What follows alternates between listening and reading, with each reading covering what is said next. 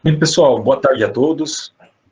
A gente vai dar início ao webinar, na verdade, é uma série de palestras que a Pró-Reitoria de Pós-Graduação da UFMS está organizando, com 5 projetos Sprint da UFMS. O projeto Print ele é financiado pela CAPES, é um projeto de internacionalização. E hoje, na palestra de hoje, o André, que foi bolsista CAPES Print, bolsista de doutorado sanduíche, ele vai trazer um pouquinho dessa temática que ele tem estudado ao longo do seu doutorado e um pouco também da sua experiência na Universidade do Arizona, em que ele ficou por 6 meses, de dezembro de 2019 até maio de 2020. Certo, André? Certo. Tá. E ele vai trazer um pouquinho da sua pesquisa, um pouco relacionado ao print. É lógico que o print tem relação com o contexto urbano, e tem outros trabalhos que estão sendo desenvolvidos no programa de pós-graduação em tecnologias ambientais relacionados ao print. O trabalho do André, ele é uma parte desse projeto, e ele traz conceitos aí que são extremamente importantes dentro do print, tá bom? André, passo a palavra para você, né, fique à vontade, e quem tiver dúvida, qualquer coisa, é só colocar no chat. Obrigado, André, por ter aceito, e é com você. Imagina, muito obrigado, Marcato, pelo convite. Então, hoje eu vou passar para vocês um pouco da minha experiência no exterior, né, nos Estados Unidos. Foi um período curto, foi um período de 6 meses, mas foi muito proveitoso, apesar de parte desse período ter sido dentro da pandemia, mas mesmo assim a gente conseguiu desenvolver coisas bem, bem legais e bem importantes na área de hidrologia nesse período lá nos Estados Unidos. Então, como o professor Marcato disse, o meu trabalho, ele é uma parte, isso que eu vou apresentar para vocês é uma parte da minha tese de doutorado, e que ela também é uma parte do projeto maior do CAPES Print, que o PGTA tem, né, que é o Águas Urbanas em Direção à Segurança Hídrica, na temática de cidades inteligentes. Então, nesse projeto CAPES Print, eu fiz parte do meu doutorado na cidade de Tucson, no Arizona, na Universidade do Arizona. Tucson fica no meio do deserto do Arizona, é uma cidade extremamente seca, e é engraçado, porque as pessoas pensam, tá, mas o que você vai fazer numa cidade tão seca, né, se você estuda água? E é exatamente por isso que os caras são tão bons nessa área, porque lá, no passado, houve uma necessidade muito grande do desenvolvimento nessa área, justamente pela escassez de água. Então, hoje a Universidade do Arizona, né, o departamento de hidrologia lá, ele é referência no mundo em recursos hídricos, né, no estudo de hidrologia. Então, foi uma oportunidade incrível, única, né, que o CAPES Print proporcionou, de estar estudando lá entre os melhores da área de hidrologia. Grande parte dos grandes cientistas, dos grandes hidrologistas do mundo, eles passaram pela Universidade do Arizona. Né? Então, isso é incrível poder fazer parte desse grupo de pessoas que tiveram a oportunidade de estudar nessa universidade. Lá na Universidade do Arizona, eu fiquei sob supervisão do Dr. Peter Trock, né, o Peter, que acabou se tornando um amigo, porque é um cara muito gente boa. Eu fiquei no Departamento de Hidrologia e Ciências Atmosféricas lá, que é considerado um dos melhores do mundo. Ele já foi considerado o melhor do mundo. Na última avaliação, ele foi o segundo melhor do mundo, perdendo para um departamento da China. E dentro desse departamento, eu fiquei alocado especificamente no Biosphere 2, né, que lá eles têm o LEO, que é o Landscape Evolution Observatory, que é onde eles têm é um dos maiores laboratórios científicos do mundo, e do qual o Peter, ele é diretor científico. Então, durante essa minha passagem em Tucson, eu fiquei alocado nesse departamento.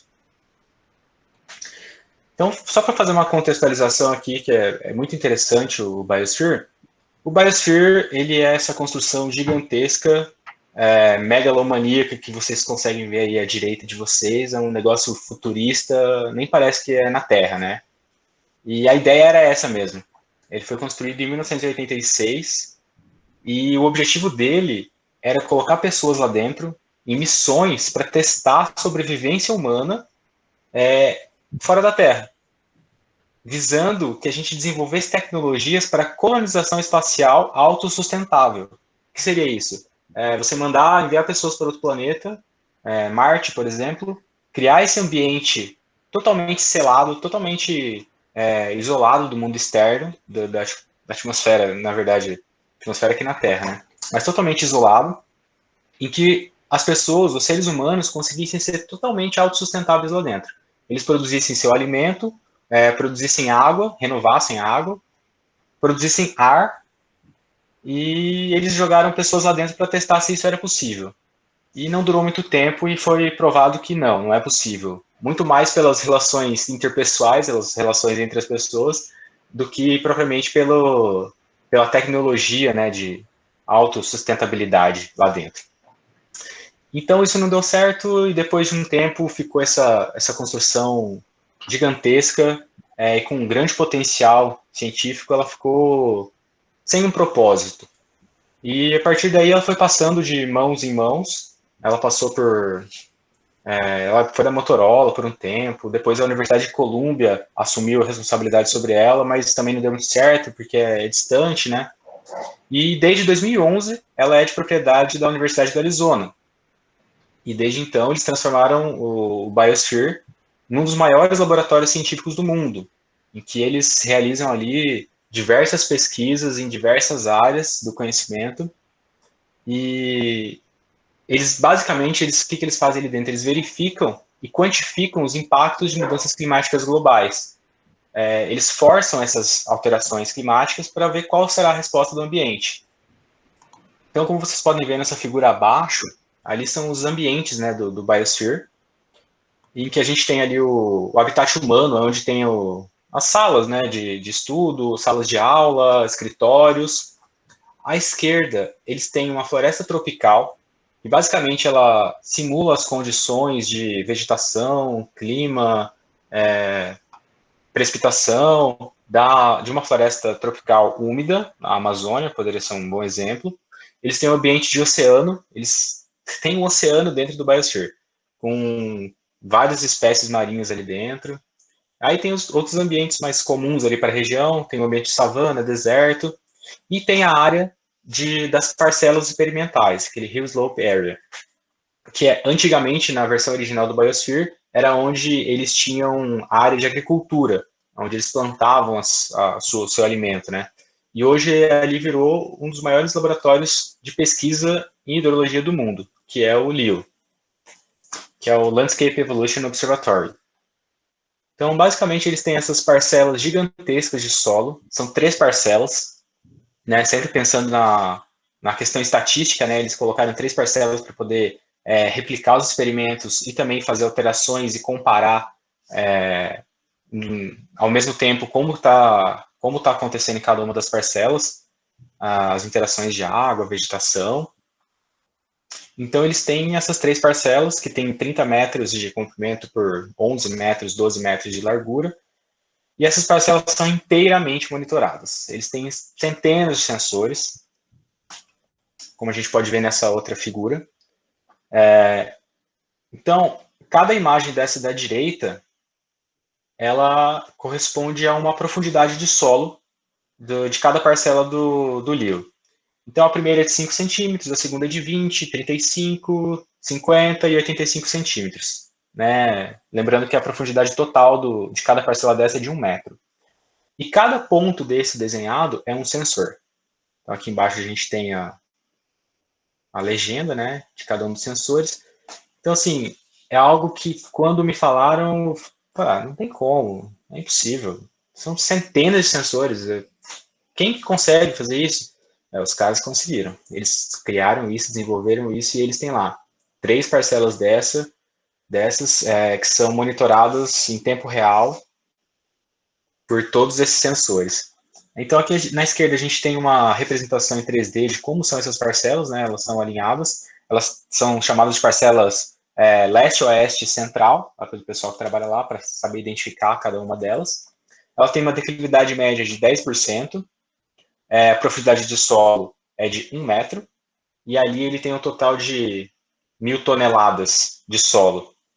Né? Esse solo também é totalmente controlado, a granulometria e tal, foi tudo colocado ali pensando exatamente em qual seria a melhor forma de monitorar esses dados, né? E o objetivo principal do LEO é entender como se dá o movimento de água no solo, como os sistemas biológicos modificam a paisagem, porque em determinados momentos, em determinados experimentos, eles colocam vegetação nessas parcelas. Quando eu estive lá, tinha apenas solo exposto, né? Eles estavam apenas identificando como que era o movimento de água dentro do solo. E também eles estudam quais são as mudanças em futuros cenários climáticos. Eles conseguem alterar o cenário de clima dentro dessas parcelas, né? O quanto vai chover ali dentro, qual será a umidade do ar, temperatura, evapotranspiração, tudo eles conseguem controlar para gerar esses cenários e entender qual será a resposta daquela paisagem para essas alterações no clima. E para que no futuro a gente consiga transportar isso dessa escala de parcela para a escala de bacia, cidade, estado, continente. Para a gente conseguir entender como será essa resposta do ambiente às mudanças do clima. Então eles conseguem fazer tudo isso lá dentro. E é nisso que a gente focou, isso que nos atraiu na Universidade do Arizona. Além de todo o know-how que eles têm na questão de hidrologia, o LEO, ele traz essa possibilidade de você entender melhor como ocorrem os processos de movimento de água no solo e saber como que isso vai acontecer no futuro diante de alguns cenários. E foi com isso que o meu projeto ele já estava caminhando nessa linha, e isso casou muito bem. E foi isso que acabou determinando a escolha pela Universidade do Arizona, né, pelo Biosphere 2. Então aqui tem uma pequena introdução, que as mudanças climáticas elas possuem diversos impactos, né, ao redor do mundo, sejam eles impactos na área econômica, ambiental, social. Não tem como fugir disso, a gente vai ter algum impacto, seja ele direto ou indireto, nas nossas vidas. E no Brasil, a gente espera que os eventos extremos eles ocorram com maior frequência e intensidade. E o que são esses eventos extremos que a gente está esperando? São as secas, são as enchentes e os deslizamentos. E tudo isso pode trazer uma diminuição na produtividade agrícola, na produção de alimentos, na produção de água, na produção de energia, além de causar muitos prejuízos econômicos e causar também prejuízos não econômicos, né? Prejuízos à vida das pessoas. As pessoas podem morrer nesses deslizamentos, nas enchentes e também na seca, né? Muita gente, acreditem ou não, né? Muita gente ainda morre de sede, de fome no mundo. Então é muito importante que a gente entenda como podem acontecer, quais podem ser os impactos das mudanças climáticas na vida das pessoas, seja na produção de alimentos, na produção de água, ou simplesmente se a área onde ela mora é uma área de risco ou não é. Então é muito importante a gente entender isso. Então é importantíssimo que a gente planeje quais serão as medidas que serão tomadas no caso de determinado impacto de mudança climática acontecer no Brasil, na sua cidade, no seu estado. E tudo isso, para você entender como isso vai acontecer no futuro, tudo isso passa por modelagem hidrológica. A modelagem climática ela é bem mais complexa, a modelagem dos processos atmosféricos é mais complexa, e assim, é uma coisa que não é tão fácil da gente conseguir trabalhar, por exemplo, em casa, um ser humano comum trabalhar, isso é mais para um supercomputador e tal. Então a gente pega esses dados de mudança climática mais ou menos prontos e a gente aplica a modelagem hidrológica para saber quais serão as respostas hidrológicas frente a essas mudanças, frente a esses inputs. Essas são algumas imagens aqui de Campo Grande. Algumas delas são recentes, outras não. E essas imagens que não são recentes, elas são importantes para mostrar que esse é um problema crônico e que ele já vem de muito tempo. Né? Então, essas são fotos clássicas da Rua Maracaju, né, que desde muito tempo sofre com essa questão das enchentes. Hoje, quem passa lá não vê mais esse córrego, porque ele está todo canalizado. Né? Mas essas fotos à esquerda, perdão, elas são bem recentes, né? Elas estão aí da última década, no máximo.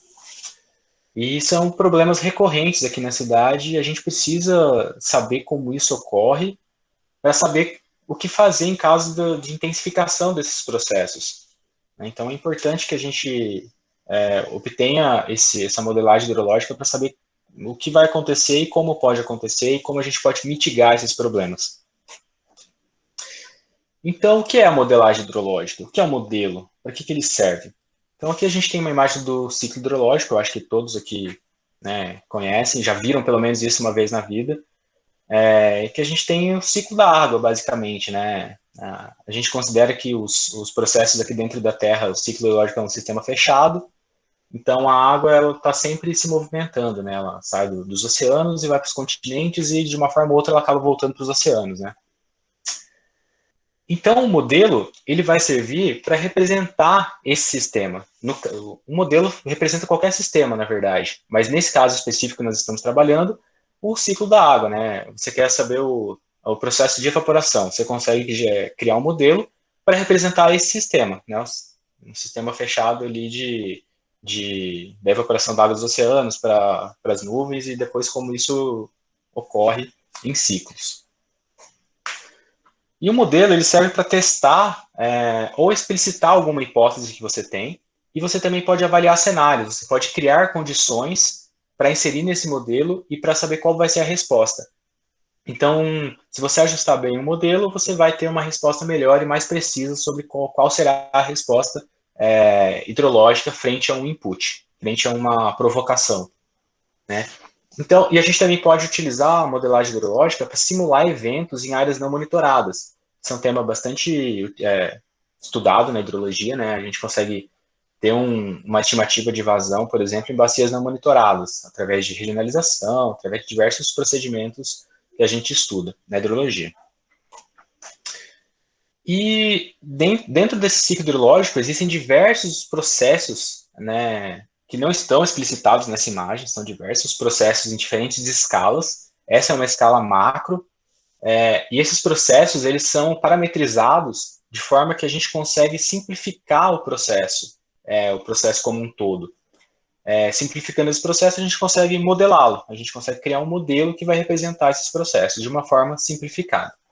Então, basicamente, nós nunca teremos um modelo completo que vai representar todos os processos hidrológicos, todos os processos de movimento de água no solo. A gente tem algumas simplificações, mas que, mesmo com essas simplificações, a gente consegue ter bons resultados na modelagem. Então, basicamente, um modelo hidrológico ele funciona dessa forma. Você tem os dados de entrada, que normalmente são dados hidrometeorológicos, né, dados de precipitação, temperatura, evapotranspiração, umidade do solo. A gente também tem modelos que se utilizam de dados de uso do solo, dados de propriedades físicas do solo propriamente, né, a textura do solo, por exemplo, e você vai inserir isso dentro do seu modelo, que já é uma representação simplificada dos processos. E aí esse modelo ele vai pegar um período para fazer a calibração dos dados, né? Você vai ajustar os parâmetros que esse modelo contém para ele gerar um dado confiável de vazão.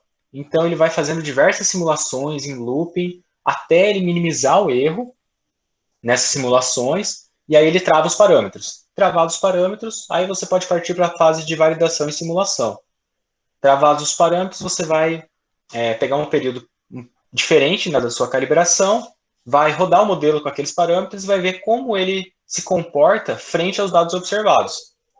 Se comportou de uma maneira legal, tem os scores altos, né, de avaliação de performance, como NSE, KG, aí você pode partir para a simulação. Simulados, rodou o modelo, tem os dados simulados, você tem o dado de saída, que aí são dados de vazão, normalmente, né? E aí, com esses dados, você consegue fazer previsão de vazão, cenários climáticos, previsão de volume de reservatório. Aí sim você consegue pegar esses dados que você gerou e transformar em alguma análise que seja de seu interesse. Então, basicamente, a modelagem hidrológica é isso. Você tem o seu modelo, tem os dados de entrada, ele vai utilizar os dados de entrada para calibrar os parâmetros e gerar os dados de saída. E, normalmente, quase todos os modelos, eles tratam o seu dado de saída como sendo um dado representativo para um ponto de exutório. E esse exutório seria o exutório da bacia. Então, na maioria dos casos de modelagem, a gente está analisando a bacia hidrográfica. Né? A gente tem modelos distribuídos, tem modelos concentrados, mas no fim todos eles estão representando os dados provenientes e dados de saída, dados gerados para uma bacia hidrográfica. Então, os dados de entrada também são provenientes das bacias hidrográficas. Então, basicamente, se a gente tiver dados mais precisos e mais acurados das bacias, a gente vai ter uma modelagem melhor com dados de saída mais confiáveis. Então, nesse caso, a bacia hidrográfica se torna um fator determinante na modelagem. E a partir daí a gente começou a levantar alguns problemas, né, que são problemas que estão constantes na minha tese de doutorado. Quão sensíveis são as bacias brasileiras às mudanças climáticas? A gente sabe disso? Isso já foi feito? Não, a gente não sabe disso. A gente não sabe como se comportarão as bacias frente às mudanças climáticas. E aí a gente tem algumas outras questões dentro dessa questão maior. Em quais biomas estão essas bacias mais sensíveis? A gente também não sabe. Quais são as variáveis dominantes sobre os fluxos de água? O que domina os processos hidrológicos nas bacias? A gente sabe disso?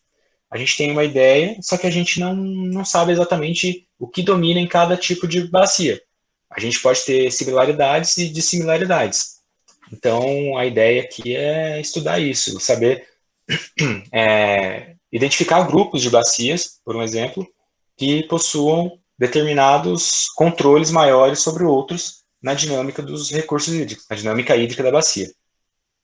E a última pergunta é como que as mudanças climáticas podem afetar essas variáveis dominantes do comportamento hidrológico? Como que ela vai... Qual será a resposta dela? Para a gente saber a resposta a um cenário futuro, a gente precisa primeiro saber qual é a situação atual. Daí sim a gente conseguir identificar qual será essa mudança. Será que essa mudança climática ela gera uma mudança hidrológica? Ela gera uma mudança no comportamento hidrológico? E é isso que a gente procura entender melhor nesse projeto. Só que quando a gente começou a fazer, a gente travou logo na primeira pergunta. Em quais biomas estão as bacias mais sensíveis? Mas quais bacias? A gente não tem essa informação, a gente não conhece, a gente não tem um banco de dados de bacias no Brasil. No começo dessa pesquisa a gente não tinha um banco de dados, um banco de dados único de bacias no Brasil. Então a gente resolveu criar esse banco de dados. Então, antes de falar desse banco de dados, basicamente esse é o fluxograma desse projeto, né? A gente tem o banco de dados que a gente desenvolveu, que é o Cabra, que eu vou falar posteriormente. A gente tem os dados atuais e, utilizando assinaturas hidrológicas, análise de cluster e o espaço de Boudico, a gente consegue identificar qual que é o comportamento atual das bacias. O que controla, o que varia entre os biomas, e quais são os fluxos de água em cada bioma. E a partir daí, a gente, utilizando modelos de mudança climática, que tem aqui, cada modelo ele é desenvolvido com base em um cenário de mudança climática, esse cenário é definido pelo IPCC, a gente faz o mesmo processo, só que agora utilizando dados que são de cenários, não são dados observados. Então, a gente calcula de novo as assinaturas hidrológicas, faz novamente análise de cluster, espaço de Boudico, e a gente consegue identificar quais são os grupos de comportamento hidrológico dos cenários. Não são dados reais, são cenários que a gente prevê que possam acontecer. E aí sim a gente consegue identificar como que as mudanças climáticas podem impactar os fluxos de água nas bacias, quais são os grupos mais sensíveis às mudanças climáticas, né, em quais biomas eles estão localizados, e realmente as mudanças climáticas podem alterar as condições de um bioma de acordo com o comportamento hídrico? Essas são as perguntas que a gente busca responder nesse projeto. E como eu havia falado anteriormente, a gente não tinha esse banco de dados único. Então a gente resolveu criar esse banco de dados. Primeiro, porque já foi provado que quando você analisa um grande grupo de dados, um grande grupo de bacias, você consegue ter conclusões mais robustas. Você consegue modelar melhor, consegue aprimorar os seus modelos e consegue entender melhor como são os processos hidrológicos do que quando você analisa individualmente cada bacia. E pensando nisso, a gente criou o Cabra, que é o Catchment Attributes for Brazil, que ele basicamente é um banco de dados de atributos de bacia hidrográfica. A gente utilizou dados da ANA, dados do HydroWeb, para gerar mais de 1.000 bacias no Brasil, 1.444. A gente delimitou todas essas bacias e aplicou um filtro a essas bacias, exigindo que cada bacia dessa tivesse no mínimo 30 anos de dados, que esses 30 anos estivessem compreendidos entre o período de 1980 a 2010 e que a gente tivesse um número de falhas de dados faltantes menor do que 10%. E a partir disso, a gente obteve um grupo de bacias com 735 bacias. E para essas 735 bacias, que são as integrantes do Cabra, a gente possui dados de topografia, clima, vazão, água subterrânea, solo, geologia, uso do solo. A gente desenvolveu também um índice que representa o nível de interação humana com a bacia, né, que é uma variável antrópica, e a gente calculou também assinaturas hidrológicas, que serão utilizadas para determinação do comportamento hidrológico. Então, a gente tem no total mais de 100 atributos dentro dessas classes que estão apresentadas. E todas essas bacias com esses mais de 100 atributos fazem parte do Cabra, né, que acredito eu que seja o maior banco de dados de bacias do Brasil. Então, a gente começou esse projeto delimitando as bacias, porque uma grande falha, um grande gap dos bancos de dados existentes hoje, não só no Brasil, mas no mundo, é que a gente não tem não vou nem dizer que é um zelo, mas a gente não tem uma precisão muito grande na área das bacias, na delimitação das bacias. Na verdade, o pessoal já pega dados que estão prontos, ou às vezes o pessoal delimita a bacia com dados de modelo de estado de elevação que não tem uma resolução tão fina. E como a gente está trabalhando com dados de bacia, e esses atributos eles serão todos no futuro, eles serão dados médios da área da bacia, se eu tiver um erro na área, que é o primeiro passo, que é a primeira etapa, eu vou estar propagando esse erro para o futuro. Então, eu preciso ter um cuidado muito grande na delimitação dessa área, na determinação dessa área, para eu não propagar esse erro para os atributos, porque assim eu aumento a confiabilidade dos meus dados. Então, a gente fez essa delimitação de uma forma automática, forma semi-automática, na verdade, no ArcGIS, utilizando o pacote ArcHydro.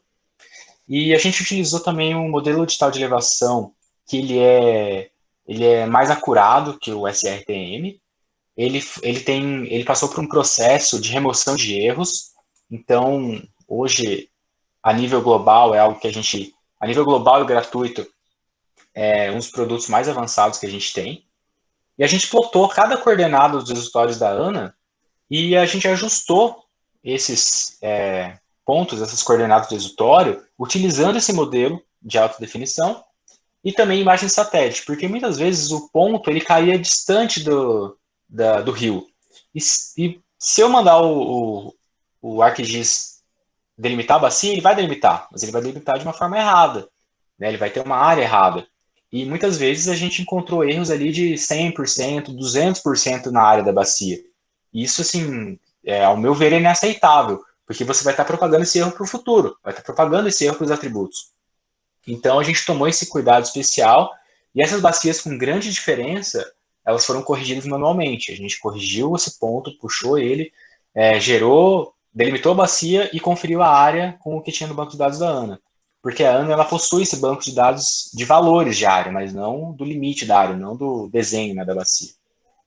E para isso a gente utilizou o procedimento normal, né? O ArcHydro ele utiliza esse procedimento normal de delimitação, em que ele faz esse preenchimento de falhas, calcula a direção de fluxo, calcula o fluxo acumulado, delimita a bacia e gera depois o shapefile da bacia. Então a gente tomou esse zelo especial, esse cuidado especial, no primeiro passo, né, na delimitação de bacias, para não propagar o erro e ter um dado mais confiável, né, no nosso banco de dados. Então, aqui a gente tem nessa figura A os pontos, né, corrigidos já da ANA, de cada exutório das bacias, e aí utilizando aquele modelo digital de 90 metros, que é mais acurado, a gente delimitou as bacias. Então, na figura B, a gente tem as bacias delimitadas. Vocês podem ver que a gente consegue identificar algumas bacias que são conhecidas, né, que são grandes bacias brasileiras. Aqui a gente tem a bacia do Rio São Francisco, aqui a bacia do Rio Araguaia, a bacia amazônica, essa maior, tem a bacia do Rio Paraguai, Paraná, Uruguai. Só que a grande sacada disso é que a gente não tem... essas bacias maiores, elas são monitoradas com maior frequência, o pessoal tem uma atenção maior para elas. Mas só que a gente conseguiu também ter essa informação mais local, em que a gente tem bacias pequenas, bacias que estão dentro das cidades. Então a gente consegue ter esses dados observados para dentro das cidades, em que um gestor da cidade, o cara que trabalha lá na Secretaria de Meio Ambiente, ele consegue ir lá pegar esse dado também e trabalhar com esse dado. Então a gente consegue ter uma abrangência maior, a gente não está restrito à academia. Então a gente conseguiu gerar um produto que ele é confiável e acessível ao mesmo tempo, que não tem nada de complexo. Então, muitas das bacias que a gente tem aqui são bacias urbanas, sejam elas mais urbanizadas ou menos urbanizadas, mas a gente tem bacias que são grandes, que englobam cidades, e tem bacias pequenininhas, que a bacia toda está englobada na cidade. Então, você consegue ter ali uma visualização de como está sendo o comportamento hidrológico de uma bacia totalmente urbana, com condições completamente diferentes, e é a bacia em que vai ter um impacto direto na vida das pessoas que moram ali.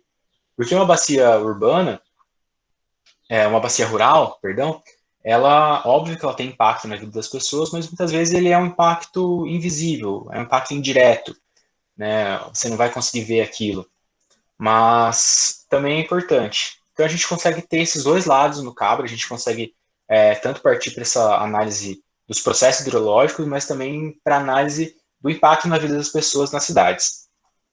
Então a gente tem ali as bacias do Cabra, elas englobam as 12 regiões hidrográficas do Brasil, os 6 biomas, sendo que o bioma com mais bacias é a Mata Atlântica, né? Ali a gente tem uma maior densidade de poços fluviométricos no Sudeste, que é ali onde está localizada a Mata Atlântica. Então a gente tem uma grande quantidade, a maior quantidade está na Mata Atlântica. Depois vem o Cerrado e depois a Amazônia. Aqui eu trouxe para vocês apenas alguns dados para mostrar como são as bacias do Cabra, né? Como são esses dados. Então, por exemplo, em relação à topografia, a gente delimitou todas as bacias, tem também a rede de drenagem de cada uma das bacias. Então a gente vê ali que o rio com maior ordem que a gente tem no Brasil, obviamente, é o Rio Amazonas, né? Ele chega à ordem 9, de acordo com a nossa classificação. E a gente tem essas informações espacializadas de cada bacia, de como tamanho de área, elevação média, declividade média, a elevação do posto de monitoramento. E a gente tem essas informações para todos os atributos que a gente calculou das bacias. Esse aqui é o espaço de Boudico, em que a gente consegue ter uma ideia de como é o balanço hídrico da bacia de uma forma indireta, utilizando dados climáticos apenas. Então, plotando nesse espaço de Boudico, a gente consegue ter essa ideia se uma bacia ela tem limitação energética ou limitação hídrica. Né? A gente consegue traçar essa linha no índice de aridez de valor 1. E as bacias que estão à esquerda, elas são bacias com limitação energética, e as bacias à direita são bacias com limitação hídrica. Então, é muito interessante que a gente consegue ver que existe um agrupamento natural dessas bacias, que, por acaso, coincide com os biomas. Então, a gente vê que os biomas eles são realmente um agrupamento natural, não só dos ecossistemas, mas também da hidrologia, né? Então, a gente tem aqui a Caatinga sendo a região mais seca, mais árida do Brasil, né? A gente tem condições aqui que são parecidas com condições de deserto, né? Para essas bacias aqui especialmente. E as bacias mais úmidas, elas estão aqui, né? À esquerda, que são as bacias da Mata Atlântica e da Amazônia. E utilizando aqui esse espaço de Boudico, a gente consegue explicar, a gente consegue visualizar, identificar as bacias que a gente não consegue explicar pela hipótese de Boudico, que ela considera a bacia como um sistema fechado. Então, a partir daqui, a gente consegue identificar que muitas dessas bacias elas não têm um sistema fechado, né? Ela tem movimento de água subterrânea, que está passando de uma bacia para outra, são bacias importadoras ou exportadoras de água. Então, é muito importante que a gente tenha esse banco de dados para a gente conseguir visualizar essas coisas que individualmente são mais difíceis de visualizar, né? Então, o banco de dados ele vem para isso, para você ter essa análise em grupo, né, em grande quantidade, em larga escala. Aqui a gente também calculou algumas assinaturas hidrológicas, né? Vazão média, coeficiente de escoamento, índice de vazão de base, esse half flow day, que é o dia em que a vazão acumulada atinge a sua metade no ano, né? Então, ele indica sazonalidade. Esse slope of flow duration curve é a inclinação da curva de permanência. E ela indica quais bacias podem ser ou não intermitentes, né? Então, é um dado bem interessante. A gente consegue ver que aqui em cima, na Caatinga, a gente tem bacias que são intermitentes, que não tem água durante o ano inteiro. Isso é uma coisa curiosa também de Tucson, que eu passei 6 meses lá, e lá tem alguns rios grandes, né, com ponte na cidade, e eu nunca vi uma gota de água nesses rios. Todos eles secos, a gente vê só o leito lá. Então, e aqui também tem os dados de elasticidade, né, da vazão. Então a gente tem esses dados calculados para diversas bacias no Brasil. Aqui a gente também tem dados relativos às vazões máximas e mínimas. Então aqui a pessoa consegue analisar quais são, a partir desses dados de vazão máxima e mínima, a gente consegue analisar períodos de seca e de enchente, de cheia nas cidades. A gente pega uma bacia que está inserida dentro da cidade e consegue analisar quantos dias por ano a gente pode ter enchente, quantos dias por ano a gente pode ter um período de estiagem. Então, é um dado bem importante também. A gente tem dados também de uso do solo, né, que a gente utilizou dados de sensoriamento remoto do PROBA 5. São dados relativos ao ano 2015, com resolução espacial de 100 metros. A nossa ideia é aprimorar isso utilizando dados do Map Biomas, mas a gente tinha uma limitação grande em relação ao Map Biomas, porque o Map Biomas ele cobre, até o momento, ele cobre apenas o território brasileiro. E a gente, por mais que tenha bacias com exutório no território brasileiro, a gente tem áreas a montante que são fora do Brasil. A gente, por exemplo, a bacia amazônica, ela começa na Cordilheira dos Andes. E a gente não tinha esses dados do Map Biomas. Eu tive uma informação esses tempos atrás que o Map Biomas ele seria expandido para a América do Sul, mas eu não sei se isso já se concretizou, se vai ocorrer de fato. Mas se isso ocorrer, com certeza a gente vai mudar para o Map Biomas, porque a gente consegue ter uma melhor temporalidade, né? A gente consegue acompanhar com maior frequência as mudanças de uso no solo, e a resolução dele também é melhor, né? Então a gente tem esses dados de uso do solo em 10 classes principais, né? Inclusive neve, porque algumas bacias têm uma pequena fração de neve na região dos Andes, por exemplo, e esses dados são apresentados de forma espacial. Aqui a gente vê que a gente tem bacias com alto grau de urbanização aqui na região sudeste, na região sul e aqui no centro-oeste, aqui na região de, acho que é Goiás, Distrito Federal. E a gente também criou uma classe de atributos que é o distúrbio hidrológico, que a gente considerou alguns fatores, alguns outros atributos do banco de dados, como a distância para a urbanização, uso do solo não natural, número, fração de área e volume de reservatórios, capacidade de regulação de reservatórios e a demanda hídrica, para calcular um índice adimensional, em que ele verifica qual é o índice o grau de distúrbio hidrológico da bacia. Não necessariamente o grau de urbanização, mas o grau de distúrbio hidrológico. Quanto aquela bacia pode ter o seu comportamento afetado por uma ação antrópica, né? Então, basicamente, esse é o índice que a gente criou, né, que ele leva em consideração, ele basicamente é uma média ponderada dos valores, em que a gente atribui pesos, né, a cada um dos atributos, e no final a gente chega a um valor. E mais ou menos ele se comporta dessa maneira. Valores baixos, a gente vai encontrar essas bacias que são bacias rurais, totalmente inexploradas, né, não tem urbanização, não tem nenhum distúrbio nessa bacia que possa comprometer ou que possa alterar os fluxos de água na bacia.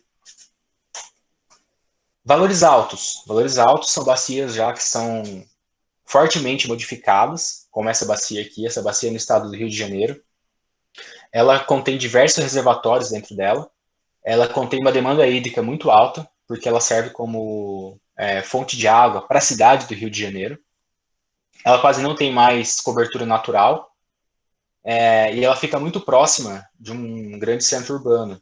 Então, ela vai apresentar um índice muito alto de distúrbio hidrológico. As condições de movimento de água, de fluxo de água nessa bacia já foram bastante alteradas. Então, é isso que indica esse índice.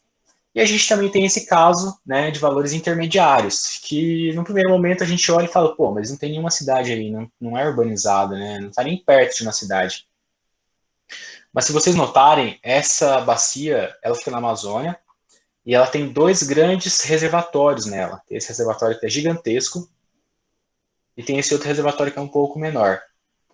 Mas esses reservatórios, por eles serem tão grandes, eles têm uma capacidade de regular a vazão que é muito grande. Eles são capazes de regular, muitas vezes, mais que 100% da vazão. Então, eles podem segurar ali tudo que chove. Eles podem deixar zero a vazão, a jusante dele. Segurar toda a água que chove na bacia. E é por isso que essa bacia tem um valor intermediário, porque por mais que ela tenha uma cobertura natural, sei lá, de 80% aí, essa capacidade de regulação dos reservatórios, ela tem uma grande influência na dinâmica dos recursos hídricos nessa bacia. Então, esse é um índice que é muito útil para a gente conseguir identificar não só essas áreas que são fortemente urbanizadas, mas também essas bacias que são influenciadas, que têm a sua dinâmica hídrica alterada. A gente está desenvolvendo um site para disponibilizar esses dados, né? Esse site não está pronto ainda, não tive tempo ainda para focar nele. Eu quero criar algo que seja de fácil utilização, como eu disse para vocês, que não seja algo somente voltado à academia, que seja algo que seja para as pessoas no geral, que o cara que trabalha numa prefeitura no interior do Mato Grosso, ele consiga utilizar esses dados para calcular uma curva de permanência, para fazer um estudo ambiental que seja necessário na cidade, de uma forma simples, uma forma simplificada, que não seja um bicho de 7 cabeças que só o cientista consegue decifrar. Os dados eles estão de uma forma bem simples, né, em TXT. Cada TXT tem os dados diários, né, de precipitação, de dados climáticos, de vazão.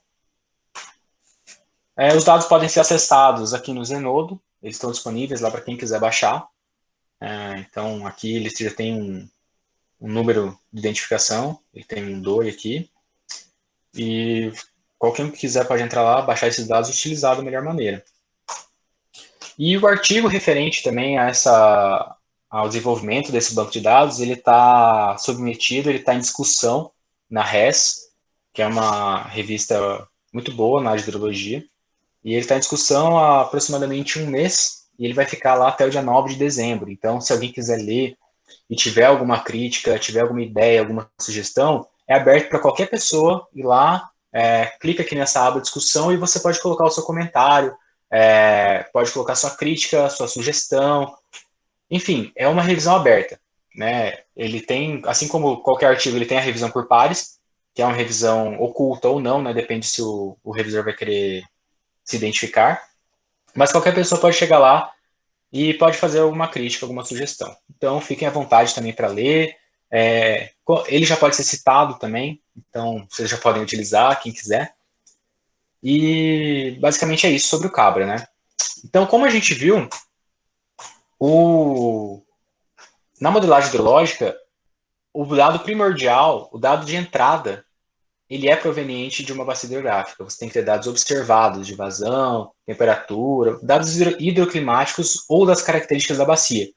Então, nesse sentido, o Cabra ele se torna importantíssimo na modelagem hídrica do Brasil, porque a gente está fornecendo uma gama gigantesca de dados hidrológicos que podem ser utilizados em diversos modelos, seja ele o mais simples, que vai utilizar somente precipitação, ou no mais complexo, que vai utilizar um modelo distribuído, o SWOT, por exemplo, que tem dados de uso do solo, que é bem mais complexo. Então, ele se torna uma ferramenta importantíssima no desenvolvimento da modelagem hidrológica no Brasil.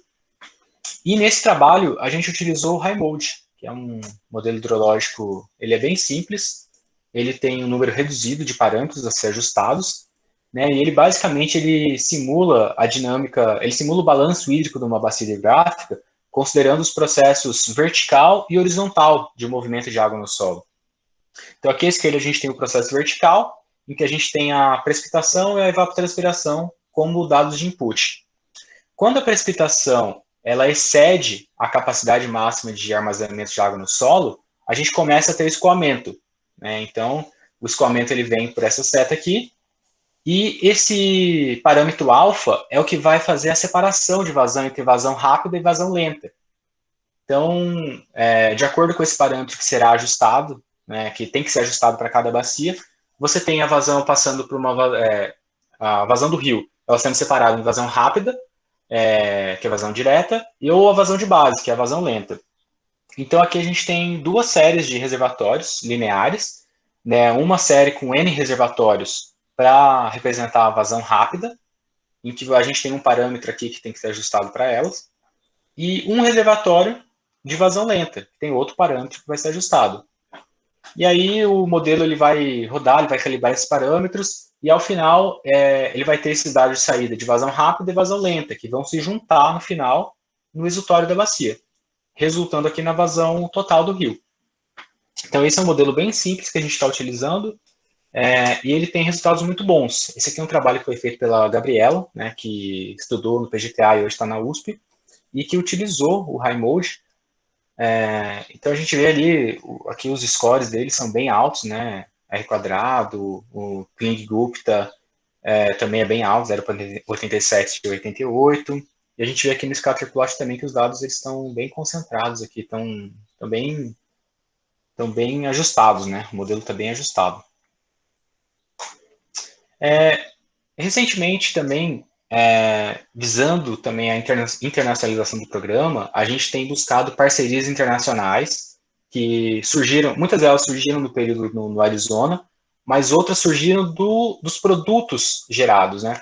Quando a gente submeteu o Cabra na RES, na revista, eu mandei o artigo para alguns pesquisadores, né, do mundo inteiro, e a maioria deles me respondeu. Por incrível que pareça, o único que não respondeu foi um professor brasileiro que mora no exterior. Foi bem estranho isso, mas um dos professores que respondeu foi o Luca Broca. Ele é diretor de pesquisa do Conselho Nacional de Pesquisa da Itália, e ele nos propôs uma parceria, né, e que visa o desenvolvimento de um estudo para avaliação de performance de um produto de precipitação obtido por sensoramento remoto, que eu não sei se vocês já ouviram falar, acho que muitos já, que é o SM Terrain, que ele basicamente ele se utiliza do solo como um pluviógrafo, né, o solo medindo precipitação. É muito interessante, porque ele utiliza a umidade do solo para estimar a precipitação. Então, a partir disso, ele gera esse dado de precipitação. Ele é um dado que ele vem se mostrando muito preciso. E também ele tem uma resolução temporal muito boa. Então, a gente consegue ter dados em quase tempo real com esse SM Terrain. Então, ele é muito importante para a aplicação urbana, porque a gente tendo o dado mais confiável e com uma resolução temporal boa, a gente consegue prever com maior acurácia os eventos extremos que podem acontecer num futuro próximo na nossa bacia urbana, por exemplo. E nessa modelagem que a gente vai fazer com o Luca Broca, a gente vai utilizar esse modelo, que é um modelo que foi desenvolvido por ele em 2011, que é o modelo hidrológico semi-distribuído em contínuo. Isso é em italiano. Eu não sei falar italiano, então foi desse jeito mesmo. E ele se utiliza de dois layers, né, que um representa o balanço de água no solo, e outro, ele é um layer que é específico para simulação de eventos de chuva-vazão extremos, que ele é um evento de picos de vazão. Ele é um modelo de picos de vazão. Então, ele tem esses dois modelos acoplados, ele tem uma quantidade reduzida também de parâmetros, são 10 parâmetros, se eu não me engano, para ajustar. E, então, assim, ele foi desenvolvido de modo que a calibração dentro dele, ela se utiliza de eventos de vazão máxima, que são as cheias. Então, isso é muito importante e é uma grande oportunidade de aplicação em áreas urbanas, nas cidades, porque ele foi desenvolvido com esse propósito. Então, ele tem um layer que é específico para isso. E ele tem se mostrado, a gente está conversando com ele já faz ou menos umas 2 ou 3 semanas, E, assim, esse modelo tem se mostrado muito acurado, muito preciso, ele é rápido de rodar, então ele tem um esforço computacional menor, né, é reduzido. Então, assim, isso aqui já é uma simulação real para uma bacia urbana do Rio Grande do Sul. Então, a gente vê que ele tem esses dados de satélite, eles estão todos performando muito bem em relação aos dados observados, e muito disso é graças ao modelo, porque a gente testou esses mesmos dados com outros modelos e não ficou tão legal. Então, talvez por ele ter sido desenvolvido para áreas urbanas, para identificação de eventos de cheia, ele tem performado muito bem nessas áreas. Então, é uma oportunidade muito boa. E ele também performa bem em áreas, essa aqui é a bacia amazônica, é uma das bacias na Amazônia, então a gente vê que ela não tem tantos picos de vazão, ela tem mais períodos, né, de cheia e de seca, mas ela não tem tantos picos igual uma bacia urbana. E mesmo assim ela performa muito bem, com o KGE aqui chegando a 0,96, 0,94. É um negócio muito bom.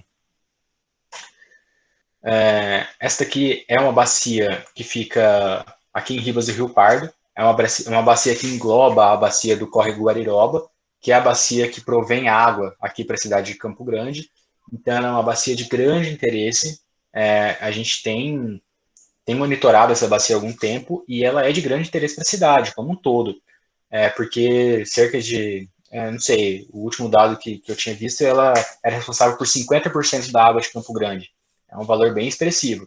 Então, quanto melhor a gente conseguir modelar os processos hidrológicos nessa bacia, a gente vai melhor entender e conseguir prever, de certa forma, como será o comportamento frente a alterações do clima. Se a gente vai ter um período muito grande de estiagem, se a gente vai ter um período de cheia, como que a gente pode guardar essa água, tem que aumentar reservatório. Então, é uma bacia de grande importância e esse modelo tem se mostrado bem, bem acurado na simulação das vazões dessa bacia. E semana passada também, a gente firmou uma parceria também com o professor Tirthankar Roy, que ele é da Universidade de Nebraska, em Lincoln. Ele é professor assistente lá, ele também estudou na Universidade do Arizona. E a gente firmou essa parceria para o desenvolvimento de vulnerabilidade a cheias no Brasil. Então, um aluno de doutorado dele vai utilizar os dados do Cabra para fazer esse estudo de análise de cheias no Brasil. Então, a gente vai ter aí no futuro um estudo completo a nível de Brasil sobre cheias, né? Quais áreas são mais vulneráveis às cheias? Isso a gente pode direcionar fortemente para cidades, né? Se a gente identificar bacias que englobam cidades que têm uma probabilidade de ocorrência de cheias muito grande, ali é um ponto de inflexão que a gente tem que ter um olhar mais cuidadoso, a gente tem que ter um cuidado especial para essa cidade, para esse município. E para isso, a gente vai utilizar de machine learning, a gente vai utilizar de aprendizado de máquina.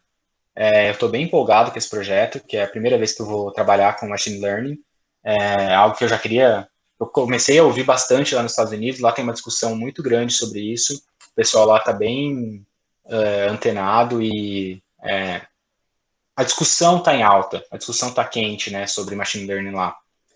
E, assim, a gente vai utilizar esse modelo que é o Long Short Term Memory, que é uma arquitetura de rede neural recorrente, que ela lembra de valores intermediários arbitrários. Então, ela resolve o problema de algumas redes neurais recorrentes que elas não tinham essa lembrança, né, em intervalos arbitrários. E o LSTM ele vem para resolver isso. Eles são capazes de aprender dependências de longo prazo, o que é importantíssimo quando a gente está trabalhando com dados hidrológicos. Porque muitas vezes, para você ter um evento de cheia, você vai depender muito de como está, quais são as condições prévias de uma determinada área, de uma bacia. Qual que é a umidade do solo? O solo está úmido, está seco? Então, é importantíssimo que a gente utilize esses modelos que consigam identificar essas dependências de longo prazo. E eles trabalham incrivelmente bem para uma enorme gama de problemas, não só na hidrologia. Os modelos de aprendizado de máquina, eles vêm sendo utilizados em diversas áreas do conhecimento, e na hidrologia não é diferente. A gente consegue, para vocês terem uma ideia, eu rodei isso pela primeira vez ontem, e os resultados foram absurdos. Eu estou aprendendo ainda como mexer bem nesses dados, né, para entender bem como eles funcionam. Mas, assim, no primeiro momento foi um resultado absurdo. Esse aqui foi o primeiro dado que eu rodei, né, para uma bacia urbana aqui. É aquela mesma bacia 471, acredito eu. E ela me deu resultados excelentes em todos os scores, tanto no KGE, quanto no NSE, quanto no R quadrado. Então, ali a gente tem ponto 95, 95 e 92. E aqui a gente consegue também observar nos scatter plots que os dados são excelentes, né? Mas, ao mesmo tempo, a gente consegue identificar essas áreas de esterese aqui, tanto no período de calibração quanto no período de validação, que é separado por esse pontilhado, que eles representam justamente, essa esterese aqui representa justamente essa dependência do ponto passado, né? Ele aprende com o passado e ele leva em consideração, sei lá, 120 dias antes, 10 dias antes, você define isso.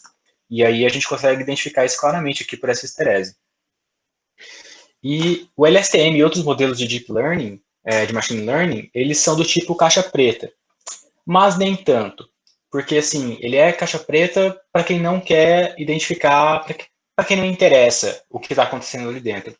Mas a gente consegue aprender e traduzir para uma linguagem que seja interpretativa para nós, seja interpretável para nós, o que está acontecendo ali dentro. Isso vai depender do interesse do usuário, se você precisa disso ou não. Se você quer, por exemplo, fazer uma previsão de cheia para, sei lá, para um período de 10 dias à frente, e não interessa o processo hidrológico que está acontecendo, não interessa o que está acontecendo ali dentro, não tem por que você abrir essa caixa preta. Mas se eu quero desenvolver uma nova teoria, identificar algum novo processo hidrológico que ele consegue identificar e que os modelos atuais não conseguem, aí eu tenho que abrir a caixa preta. Mas isso não é o que a gente está fazendo no momento. Isso eu acho que é algo mais avançado. E quais são as aplicações urbanas disso, né, que são dentro do nosso projeto do CapSprint, né, da temática cidades inteligentes, águas urbanas, direção à segurança hídrica? A gente consegue, a partir da modelagem hidrológica, basicamente modelar a hidrologia. A gente consegue simular vazões em áreas não monitoradas, em períodos futuros, avaliando cenários. E a partir disso a gente consegue, né, trabalhar com os eventos que a gente tem interesse. No caso aqui, os eventos extremos de cheia, por um exemplo. Dentro de uma série simulada de vazão, a gente vai ter picos. O que é uma cheia? Dentro de um mesmo ano é a vazão máxima, é a maior vazão dentro de um ano. Pegando esses dados de vazão máxima, toda essa série de vazões máximas, a gente consegue plotar isso, né? Cada ano tem sua vazão, e consegue, a partir disso, fazer algumas inferências, aplicar alguma estatística, para a gente conseguir gerar, por um exemplo, o período de retorno, apenas para vazões máximas. Então, por exemplo, a gente consegue ajustar uma distribuição de probabilidade para uma estimativa de tempo de retorno, que isso é muito utilizado no dimensionamento de obras urbanas, obras de drenagem, por exemplo. Todas essas obras que a gente vê em Campo Grande, ali, por exemplo, na Via Parque, no Parque do Soter, todas aquelas barragens, os lagos, as piscinas de contenção, todas elas são projetadas com um período de retorno. E como que a gente obtém esse período de retorno? Como que a gente sabe se um evento de um período de retorno de 10 anos é muito alto ou muito baixo? Analisando essa série de vazões máximas. E a partir da modelagem é que a gente consegue obter isso. Então, e aqui em cima a gente tem, para vocês verem a diferença de como é uma distribuição de um evento comum de vazão, e aqui um evento máximo, de cheia, no caso. Então ele é bem diferente, né? Tem esse pico aqui, que é esse pico que vai causar problemas. Como a gente pode ver nessa sequência dessas imagens aqui. Quando a gente vai chegando aqui no pico do hidrograma, a gente consegue ver que tem a inundação da área, né? Isso aqui é uma simulação feita pelo Leonardo, que ele está trabalhando especificamente com isso, mas e que a gente pode ver que tem essa relação, né, entre os hidrogramas aqui, e esses hidrogramas a gente consegue obter justamente a partir da modelagem hidrológica. Então, esse aqui foi um evento relativamente grande, é um evento até que é comum de se ver aqui em Campo Grande, que é ali do lado do Parque das Nações, e toda chuva mais forte a gente consegue ver que ali realmente, né, alaga dessa forma. Mas não só isso, a aplicação urbana também, ela pode ser para o outro lado, né? O evento extremo de seca, por um exemplo. E aí, como que a gente pode associar isso às cidades de uma forma mais direta? Porque pode ser que, assim, se a gente estiver tendo uma seca prolongada aqui na cidade de Campo Grande, a gente não tenha tanta interferência, a não ser a sensação de calor, né, o incômodo que causa. Mas, por exemplo, a gente tem uma bacia rural muito próxima aqui de Campo Grande e que a gente não considera uma bacia urbana, porque ela, né, não é uma bacia urbana de fato, mas a gente tem forte influência dessa bacia, que é, novamente, a bacia do Guariroba. Se a gente conseguir prever em que situações pode ocorrer uma seca, uma estiagem prolongada nessa bacia e que vai gerar problemas aqui em Campo Grande, no caso, na geração, na produção de água, a gente consegue se preparar para isso, né? A gente consegue ter uma campanha de conscientização para diminuição do uso de água.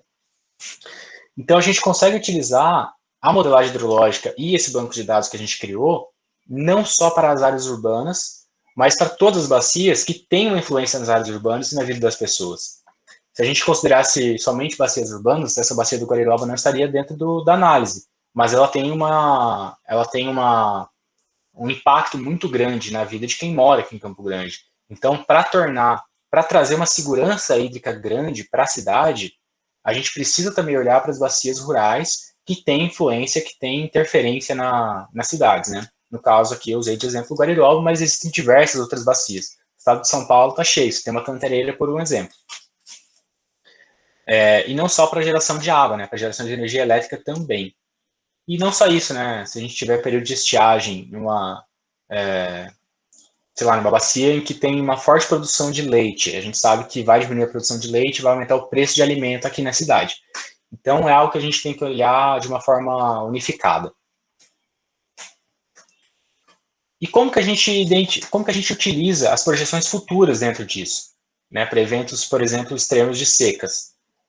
Esse aqui é o trabalho que a Gabriela desenvolveu no mestrado dela e que pode ser utilizado também, esses dados do Cabra, mais a modelagem, mais os dados de mudança climática, para conseguir prever qual será o comportamento hidrológico futuro nas bacias. Né? Então, a gente pode gerar hidrogramas futuros para avaliação de cheias em cidades, a gente pode estimar vazões de longo prazo para avaliação de estiagem prolongada, a gente pode gerar curva de permanência para identificação de vazões de referência para a outorga dos recursos hídricos, por um exemplo. Aqui nesse trabalho da Gabriela, ela utilizou diversos modelos para gerar essa curva de permanência futura sobre diversos cenários, e aí ela conseguiu identificar que, no mínimo, os modelos eles preveem uma diminuição na vazão de referência Q90 de 20%. Então, quer dizer que, hoje, se um órgão ambiental ele autoriza 50% da Q90 para a outorga, esse valor, no final do século, ou dependente, né, no período da sua análise, ele vai estar 20% menor. E numa situação em que a gente está vendo uma demanda de água aumentar nas cidades e a disponibilidade de água diminuir, isso vai ser um problema. Isso vai gerar conflito e isso tem que ser planejado, tem que ser pensado com antecedência. E da mesma forma que ela plotou também aqui os dados mensais, os dados diários, né, de precipitação, mas por um período de longo prazo, né, por um período grande. E ela conseguiu identificar que neste período, para esta bacia, a gente vai ter uma seca prolongada. O período de seca ele vai ser esticado. Antes ele acabava, sei lá, em setembro, agora ele está acabando em novembro. Então a gente consegue, através da modelagem hidrológica e dos dados de mudança climática, a gente consegue identificar quais são os possíveis cenários, para a gente conseguir se preparar para cada um deles. E quais são as implicações disso? Né? Primeiro, a gente criou como resultado principal do CapsPrint desse período no exterior, a gente criou esse extenso banco de dados de atributos de bacias hidrográficas no Brasil. É o maior banco de dados que a gente tem hoje no Brasil, o mais completo e, na minha opinião, também o com maior detalhamento, com maior confiabilidade nos dados, talvez. Mas isso, quem vai dizer, são os usuários no futuro, né? Mas isso é o que a gente trabalhou para ter. Esses dados de bacia são essenciais para a modelagem mais precisa e mais acurada, de modo a prever de uma forma mais acurada as vazões da bacia. Tanto as vazões numa previsão de curto prazo, 10 dias, 20 dias, um mês, ou para as previsões de longo prazo, né? Aí utilizando os modelos de mudança climática. E isso vai gerar um melhor entendimento do comportamento das bacias hidrográficas e como essas bacias vão responder às alterações do clima. E dessa forma, a gente consegue se preparar para os possíveis impactos dessas mudanças climáticas. E com qual objetivo? Com o objetivo de garantir segurança hídrica, alimentar e energética, além de prover os serviços ecossistêmicos. Dessa forma, garantindo a segurança alimentar, energética, hídrica e garantindo os serviços ecossistêmicos, a gente vai garantir melhores condições para o desenvolvimento sustentável das cidades, regiões, estados, do país como um todo. E aumentando a resiliência e diminuindo a vulnerabilidade das cidades às mudanças climáticas, a gente consegue torná-las mais inteligentes e mais eficientes no uso do recurso hídrico. Então, a gente precisa dessa modelagem, precisa desses dados precisos para a gente tornar mais eficiente o uso, tornar a cidade mais inteligente de um modo geral, né? Garantindo todos os serviços necessários, utilizando menos água. Então, aqui como agradecimento, eu tenho um agradecimento enorme à CAPES, né, que forneceu essa oportunidade do CAPES Print, que é uma oportunidade incrível, que eu acho que quem tiver a oportunidade tem que pegar, tem que agarrar. A UFMS, né, a Universidade do Arizona, e ao nosso grupo de pesquisa, né, em Hidrologia e Segurança Hídrica, né, coordenado pelo professor Paulo Tarso, pela professora Dulce.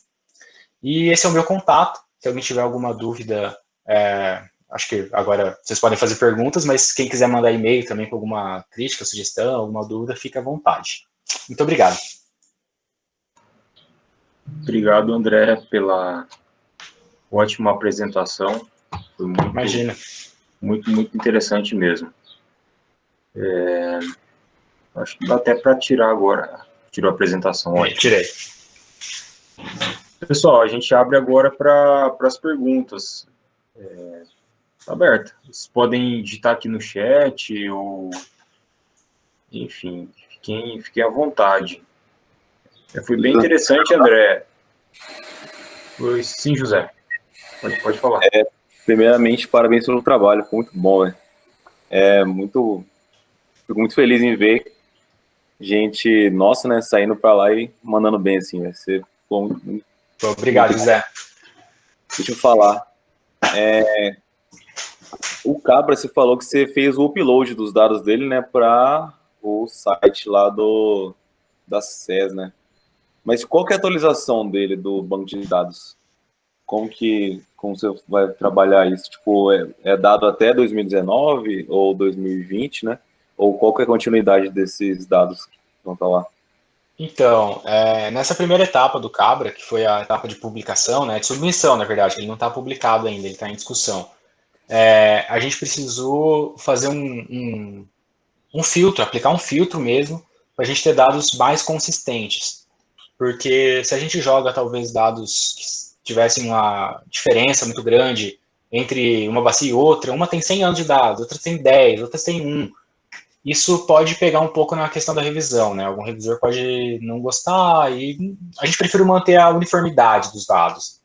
Mas a gente pretende atualizar assim que a ANA for atualizando os dados. Esse ano, na verdade, a ANA fez uma grande atualização dos dados deles.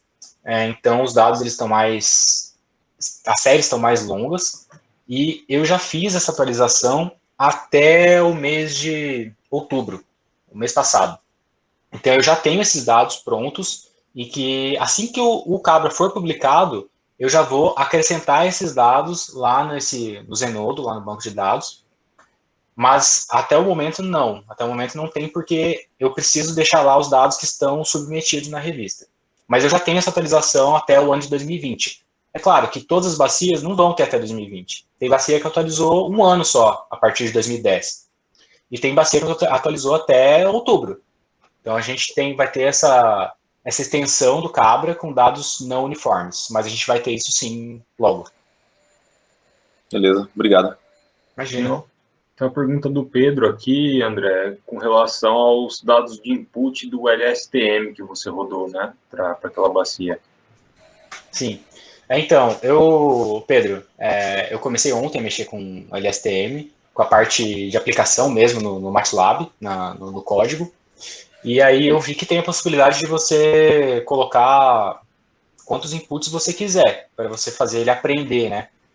Aí ontem eu fiz um teste com precipitação, evapotranspiração e temperatura máxima e mínima. Foi o que eu encontrei em alguns artigos. E aí depois eu fiz o teste também só com precipitação e evapotranspiração e só precipitação. E aí eu não tive muita diferença, não. Assim, eu não sei se eu não soube analisar direito ainda por ter começado ontem a mexer com isso, mas eu tive resultados até melhores somente com precipitação. Então, esses dados que eu apresentei, eles estão apenas precipitação. Até porque eles são dados mais fáceis de você obter em tempo quase real, né? Eu acho que seria o ideal para a gente fazer essa simulação. Sim, eu fiz só com uma bacia, Pedro. Foi só um teste, com uma só. Mas a gente pretende fazer com todas. Porque, assim, fazendo com todas as bacias, aí sim a gente consegue identificar padrões, né? E até mesmo identificar, se a gente quiser abrir a caixa preta do LSTM, aí sim conseguir identificar algum processo que está escondido ali que a gente não conhece ainda. Mas até o momento não. Mas com todas o que individualmente? Todas as variáveis? Na verdade, eu fiz assim, eu fiz com as 4 variáveis juntas, né? Coloquei como input as 4 na série temporal, aí depois só com as 2 e depois só com uma. Eu não fiz separado para ver se tinha muita diferença precipitação, evapo ou as temperaturas. Ele tá perguntando com relação ao... Ele colocou de novo ali. A questão das bacias, né? Se todas vão ser simultâneas. Pedro, eu não sei isso ainda. Ontem eu fiz com apenas uma bacia. Foi apenas com uma aquele teste. Então eu não sei ainda como que a gente vai fazer isso, porque essa ideia está muito fresca ainda. A gente conversou já há algum tempo atrás sobre isso, mas eu não dei procedimento, na verdade, nessa parte da LSTM e eu comecei ontem, na verdade. Então eu não fiz conectado nem nada. Fiz só uma bacia individual, só para testar e para apresentar hoje aqui para vocês também um resultado de outro tipo de modelo, né?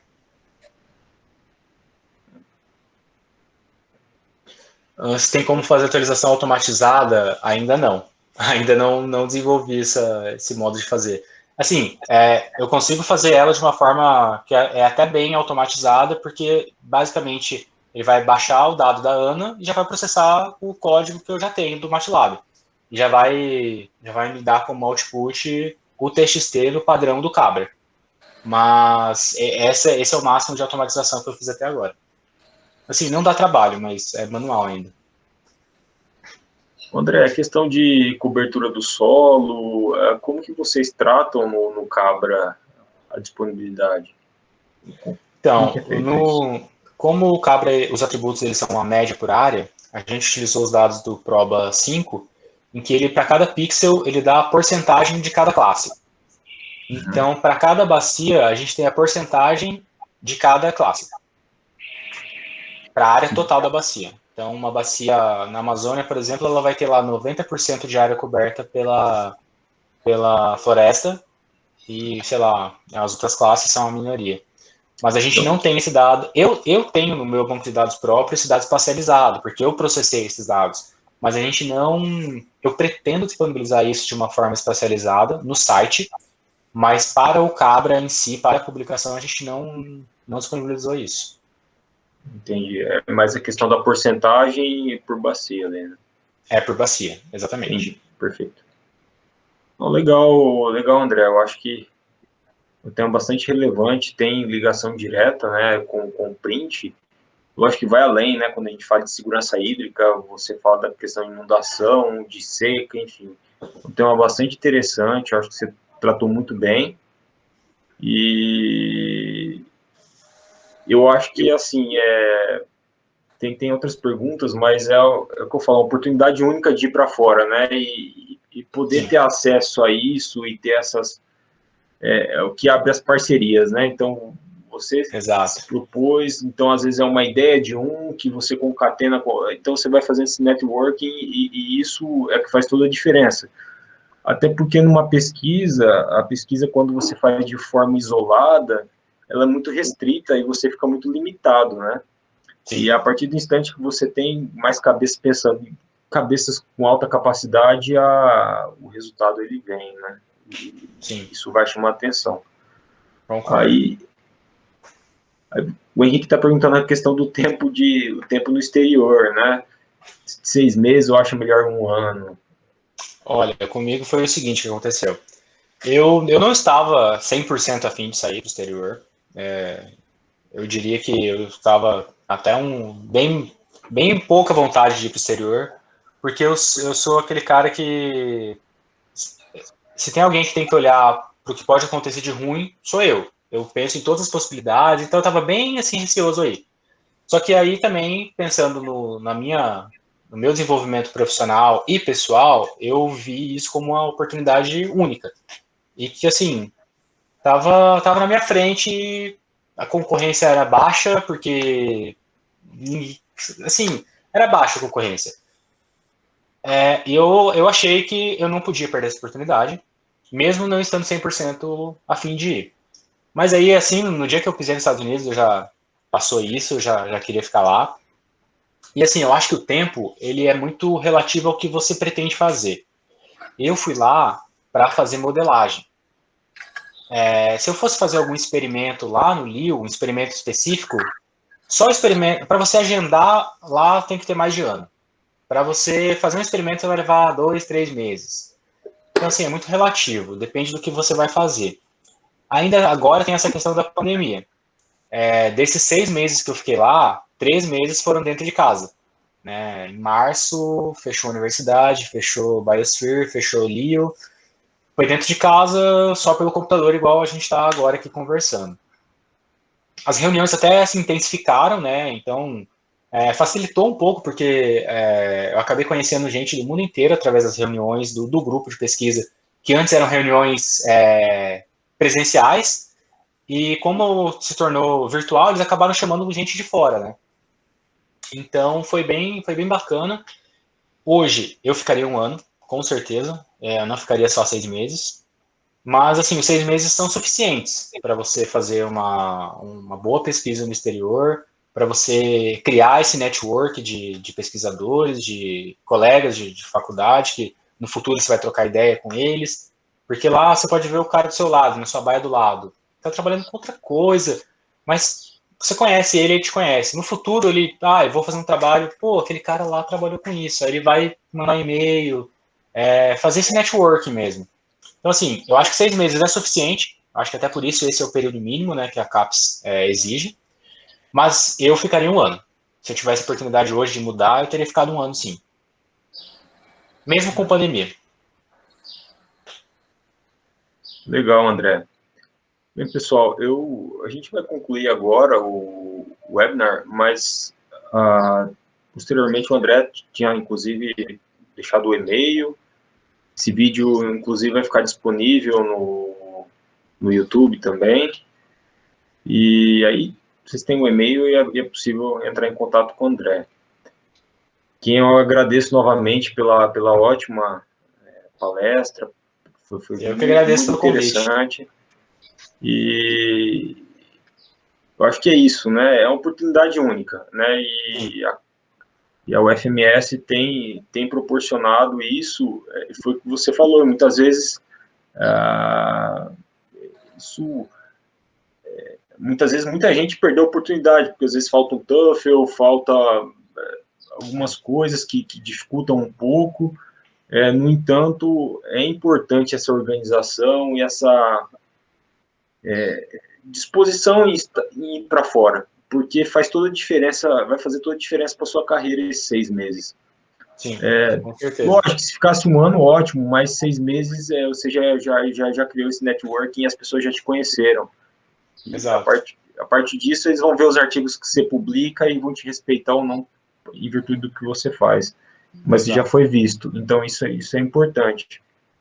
Né, eu acho que E o bacana, é lógico que a situação de pandemia, ela restringe um pouco, né, a questão de, né, de passeio, mas é uma oportunidade única também de conhecer lugares Sim. que são diferentes, né? Mas é Com isso, André. certeza. Eu indico quem tiver oportunidade tem que ir sim, porque é algo que vai te trazer um ganho profissional e pessoal imensurável. É algo assim, a Dulce uma vez me falou e é verdade. É um período antes e depois do doutorado de sanduíche. Sua vida muda completamente. É um negócio bem bacana. E é claro, que desde que você vá com uma coisa bem focada e bem direcionada, Sim, né? Então não adianta 6 meses, um ano, ele passa muito rápido. Então, se você sai daqui sem ideia do que você vai fazer e o que lá vai trazer benefício é uma perda de tempo também. Porque é, você não. Então, muita gente às vezes vai para o exterior e volta aqui e pouco produziu. Mas como assim? É porque foi falta de foco, né? Então, isso é extremamente importante para quem pretende ir para fora. Né? Eu fui lá para fazer modelagem, né? Fui lá para trabalhar com isso, é.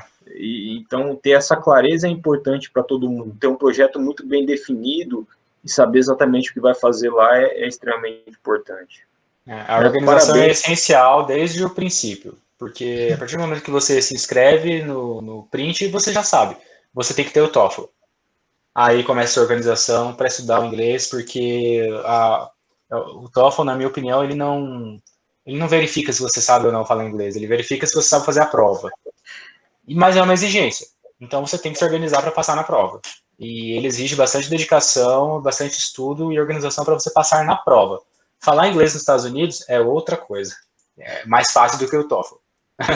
Muito mais fácil, né? Muito mais fácil. Mas legal, André. Parabéns novamente, obrigado pela palestra. Ok, Imagina, pessoal? obrigado. Até mais. Tchau, tchau. Tchau, tchau.